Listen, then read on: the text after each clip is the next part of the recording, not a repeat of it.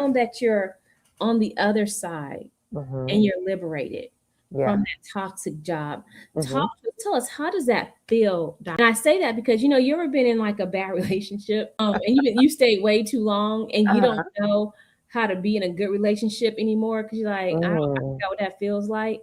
Mm. And so you know how women sometimes I'm just gonna speak for your vet, right? Sometimes I like, things start to feel good, and you're like, is this the way good is supposed to feel? So now Mm. you're out of the toxicity, right? Mhm. How does it feel, and how do you live without the toxic? Well, even though I've left the toxic job, and that's Mhm. why I talk about it a lot on my YouTube channel when I talk about my own experiences, as Mhm. well as interviewing other Black women, that I talk about even after you leave the toxic job, there's still healing. And actually, the Mhm. healing starts after you leave the toxic job. You cannot Mhm. heal while you're still there because you're still being attacked. So the healing is ongoing. For Mhm. me, it looks like on Sundays, I don't experience Sunday scaries anymore.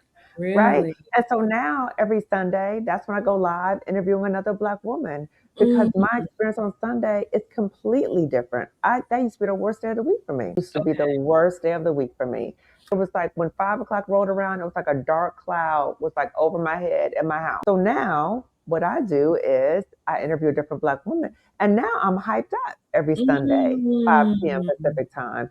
So I feel Mm. I went from dread to joy. Mm. And the Okay. other thing is that now that I've gotten out, I am committed to helping as many Black women as I can to get out. Mm. And I want other Black women to know that I don't want any Black woman to feel like I did when I was at Okay. the job, Mm. to feel Mm. alone, to feel humiliated, to feel demoralized, to feel tough. Mm.